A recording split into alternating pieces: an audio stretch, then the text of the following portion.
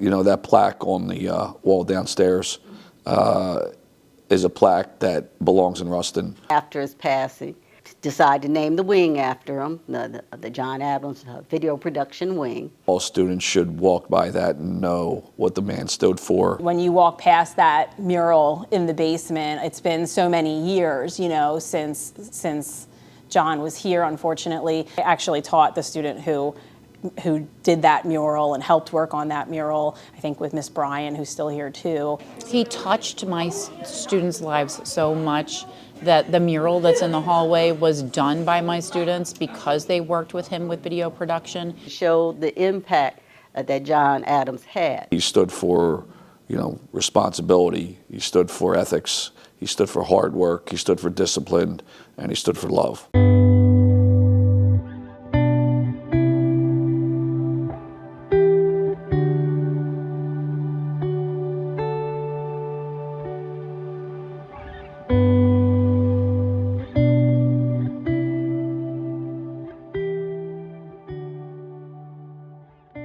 When this school opened, we didn't really know who we were. We were half of Henderson, half of East, and then trying to figure out and build our own identity. And Coach Adams was such an integral part of building that identity, both in the coaching realm, but also in the classroom, and in particular in that video production lab. That first year, we tried really hard to make the school a friendly and fun place for students who did not want to be here from their home schools. And that's the way we were, the initial people who opened the building. We were very close because we had to, opening the school and making sure it ran smoothly was difficult. And, John played a big part in that. They just even wanted, when we opened Rustin, nobody wanted to, people wanted to come to Rustin. Kids didn't want to come to Rustin. That's, a mixture except the ninth graders, but they didn't know any better. But John volunteered to come here from Pierce. And he was set at Pierce. He was doing the English, he was doing the videography, but he was one of the first volunteers who wanted to come to Rustin. He knew the challenge of opening a new school. He respected the fact that we continued to name the school Rustin. And I think it just had a lot. He saw it as a fresh start, a new beginning. And he knew these kids needed just as much of a foundation as everybody else. And we need to set our own traditions and ways of things, and John was paramount in helping us do it. So when I saw Mr. Adams in the hallway, every time I saw him, I felt better after having seen him than before. So having that presence for staff, for students, for everyone, I think was a huge gift and huge bonus. Not all the teachers were happy to be at Rustin, which really surprised me because I was really excited, looking forward to it, but not everybody was happy to have been assigned to Rustin. And John stood out as this kind of like beacon of positivity. Everybody has ups and downs, but every day he was smiling, he was happy, he made the best of every situation, he was always so positive, and he was always smiling. When I think about John Adams, positive, optimistic, energetic, those are the words that come to mind. When I think of John Adams, many things come to mind. First and foremost, his bright smile. He was someone who would, I know it's trite, but he would literally brighten up a room when he walked into it. He was super positive, friendly man, and I tried to take some of that personality with me after I got to know him. He would just radiate positivity, and I have so many memories of Mr. Adams, of John. He was always positive, and that's what I'll always remember about John, is he was always positive. Just kind soul. Cared about everybody, would take time to say hi to anybody, chit chat with you, talk to you about your day. Never seemed like he was in a rush, always had a smile on his face, always smile. I can see it now. I can see, as long ago as it was, I can see his smile like in my mind. He was one of those people that just always was in a good mood and always positive and happy. And, they're great people to be around. And he, even when he got sick, that attitude never changed. It was actually pretty incredible it is just that lingering and lasting positive spirit. That is what continues to stay with me. And I can't imagine ever forgetting John, or how he made people feel, how he made me feel. One thing that I always will remember is his perseverance through his illness. I remember him telling me about his diagnosis and why he had to be out of school for a while because he was having surgery. And then he came back and his energy had not diminished at all. He was the same charismatic, energetic teacher / coach as he was before his surgery, and I was so inspired by that. So that is my main memory of John Adams, is that his perseverance through his illness. Man, if I went through something like that, I'd be laying on the couch, and this guy's up like running, with his kids and bench pressing and doing like all the heavy lifting, and he looked great. I mean, and a guy that did everything he could do, always positive, but also back that up with what he was doing, whether it's working out, what he was eating, everything. The qualities that he possessed in terms of just the positive outlook, the positive approach to what he did, his attitude, that was something that spilled over to other people. So that's definitely what stuck out the most with Mr. Adams. He was here for the kids. Like, he wanted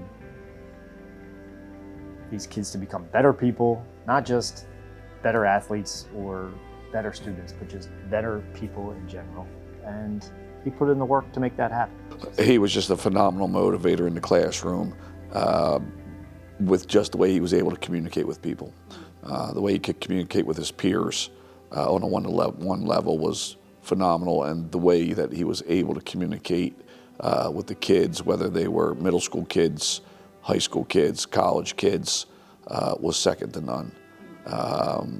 He would captivate you with the way he would talk, and the stories that he would bring up, and the examples that he would give. He was such a force. Like I said, the kids just loved him. Mr. Adams, that's all you heard in the hallway, And then when he left us for Rustin, it was like devastating to us because they were so lucky to get him. That's on, Mr. Adams. You on Canon camera. It's like this. It's on. What? It hurts. You on Canon camera. No, it's on, dude. Mr. Adams, it hurts. Also, too, he loved film. He loved the movies. He loved, English teacher, but that his passion was definitely in film. And he tried to bring that passion to the classroom with these kids and really push and challenge. And I know he worked with my sister on a couple of kids who were doing film, but from a more of an artistic kind of background. So they would work together and kind of help guide those kids in the right direction. And that first few years, the art students and the video students were extremely invested. And one thing about him was he got sick, and when he was sick, he came to school anyway. He came to games anyway. And you just didn't know, to what level he was sick, because what was important to him was being here and being a part of the community and giving everything that he had to the students. And that relationship building in just a couple years' time was so strong that when he passed, I can't tell you the level to which it affected the students that I taught, both the ones that had his class and the ones that knew him from sports and the ones that just knew him. A lot of kids who struggled to be sitting in a seat, with just kind of the rote learning, would take communications because of John. John made it an incredibly, and you're talking 15-ish years ago, so we didn't have computer technology like we do today, and he was doing the best with a TV studio and having the kids present and do things like that. So his reputation preceded him, and the kids would come seeking him out. But he also, between being a coach and being a teacher, would would seek out those kids too. He was the kind of guy that if we were talking in team and somebody needed a mentor, John would jump up and do the job. And he would get them involved in his video production lab and at the classes at the time. And it was like a little community for him. You know, a lot of the kids, I don't know, that they just felt comfortable being around him and in his room, and it was sort of like a safe space to go. Very different than him in the classroom. Him in the classroom and in the school, he was smile on his face, never raised his voice. He would hold kids accountable in school, but not like on the football field. It was a different John. He blew a whistle. He expected the kids to do what he was asking them to do. Everything was very technical. Everything had to be done the right way. So he really held the kids to a high standard down there. He loved his athletes. John would take the time to not just follow them during the season. He would follow them throughout their Rustin years. He did everything 100%, you know, and he wanted you to be the best person that you could be. And, you know, sometimes you need a little kick in the butt. And John was the guy to give you a little kick in the butt if you needed. But it was all good. At the end of practice, he always put his arm around you and tell you how good you were and how good you could be, and always positive and uplifting guy. That was my first year coaching football, and he kind of took me under his wing, and I learned a lot about the game from him, and not just and also coaching as well, like how to be a good coach, but also just very technical stuff. Like, you know, I'm always listening, always learning something from John. I remember John when he was a middle school teacher at Pierce. You know, he had his two sons who were football players, and, you know, they played at Henderson, and I was coaching over at Westchester East at that time. So we had a very, very friendly rivalry back in the day. And then when Rustin opened up, you know, John coached with me on the football team and was in the building, and we were very, very, very good friends. I you know, obviously he's a teacher, but as a coach, you have a different relationship with kids too, and, you know, being a mentor for a lot of young people that came through our system, it was devastating in that way. You know, I'm sure he'd want to be remembered as a family man first, but a teacher and a coach would probably be second and third, and he was really good at all of them. The best family guy you'd ever meet. Like, he loved his kids, couldn't stop talking about them, loved his wife, who also taught in the school district. So I remember he was so proud. He was so proud of his kids, and just a proud dad. And that's the one thing that I always remember about him. You know, he just was proud of what they did, what they accomplished. He loved his family. He loved his 3 children. One in 2010 or 2011, after he had passed, we put a poem in the back of the yearbook, and it was one that his son had written to him. So that was a nice tribute. He just was such a caring person. He really was.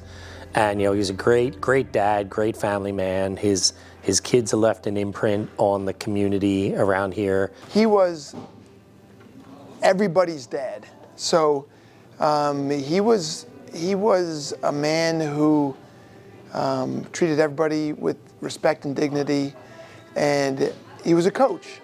He was a real life coach to a lot of kids. John was in this profession purely to empower children. I think that really was his number one goal in life, was to empower children and to make them feel heard and seen, loved, fed, whatever it took. John was that teacher. His concern for quality, he was always wanted things to be better. He always wanted his students to do better, to learn more, to try harder in practice and in classes, and strive to be their best. And I try to do that when he asked me to help him coach the Rustin track team. I stepped up because I kind of felt his positivity, and I wanted to match it. When he was ill. So we were all shocked at the diagnosis, and we were all worried. And being the man that he is, he wanted to be in school. So he came to school when he probably should have been in a hospital or been home resting.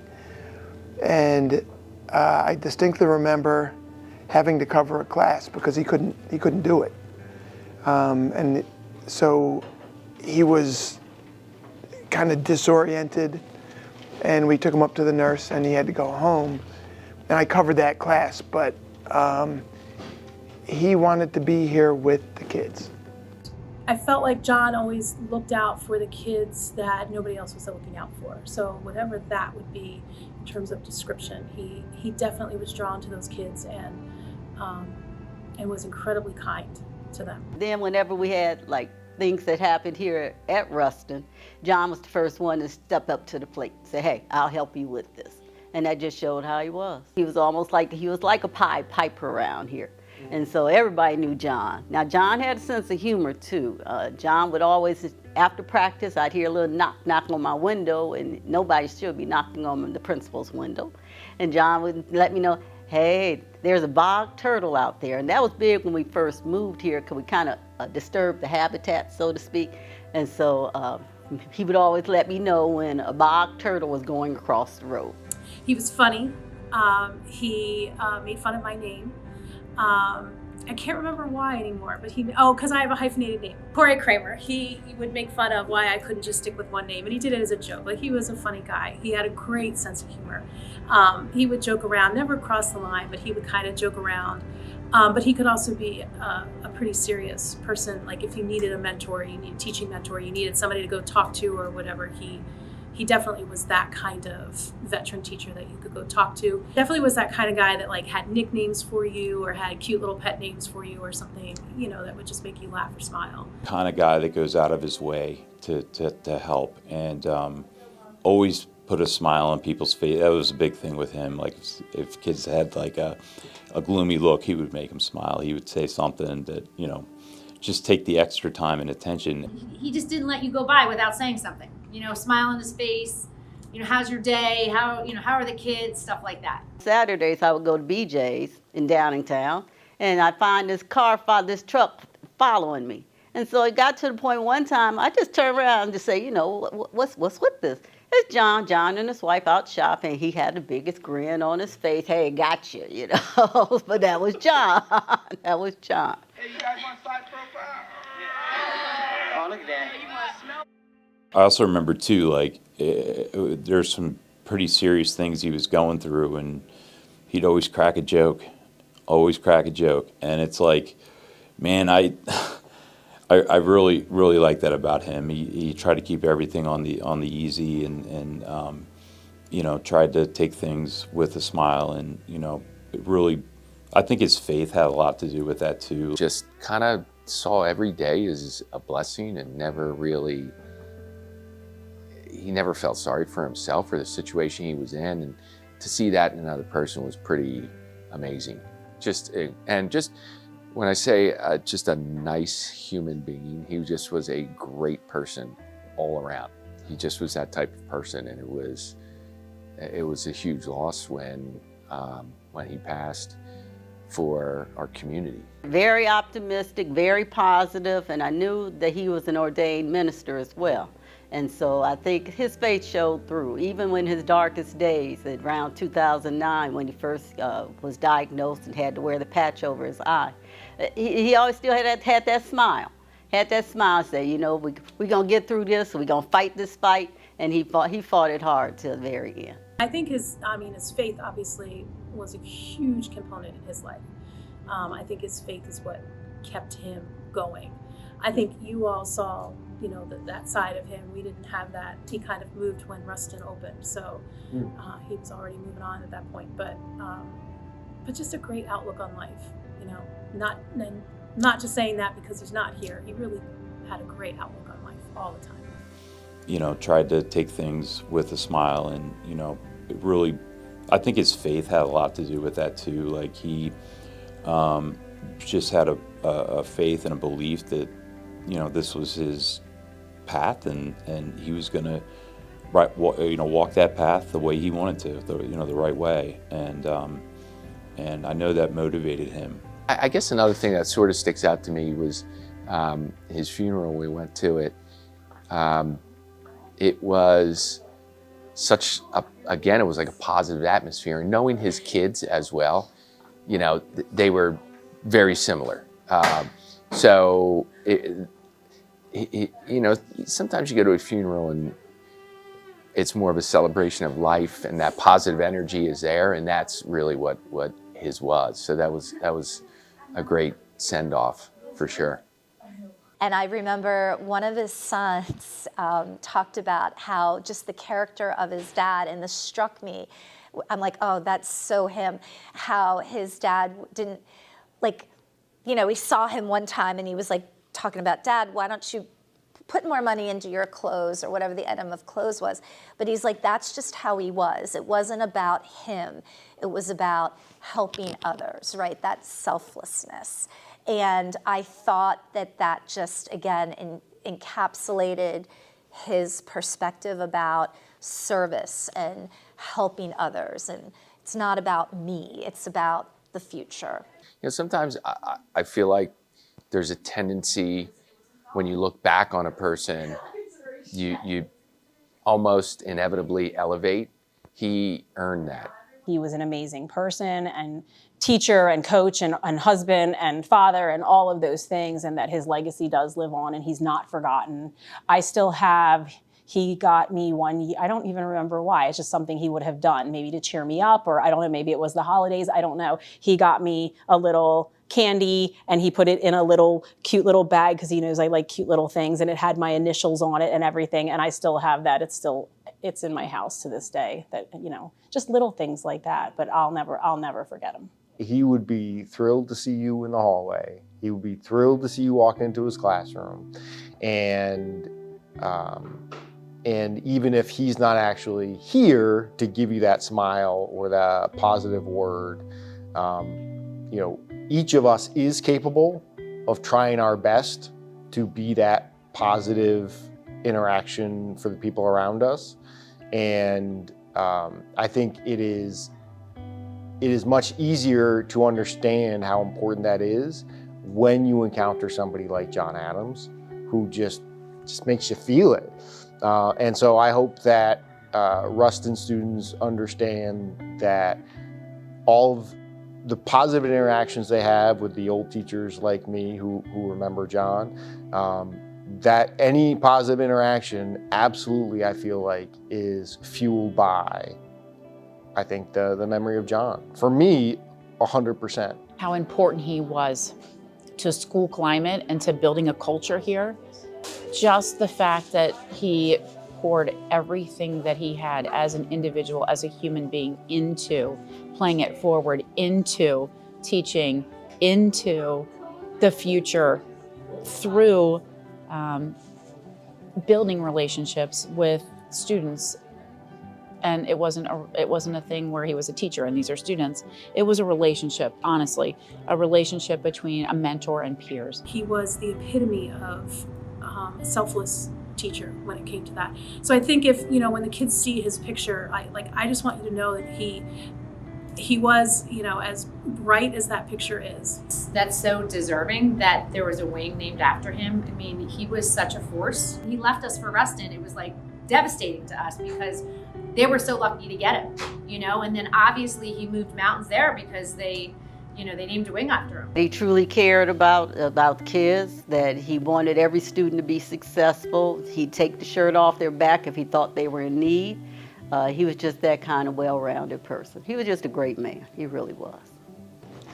One of the troubles with being a teacher is your legacy lasts only until the kids graduate, and then you're just some guy in the street. And John was important in the community, as well as, you know, to those of us that knew him. So his legacy is RHS TV and the board that's downstairs. I'd like it for everyone to know him because he was such a good guy. Maybe in the future, you know.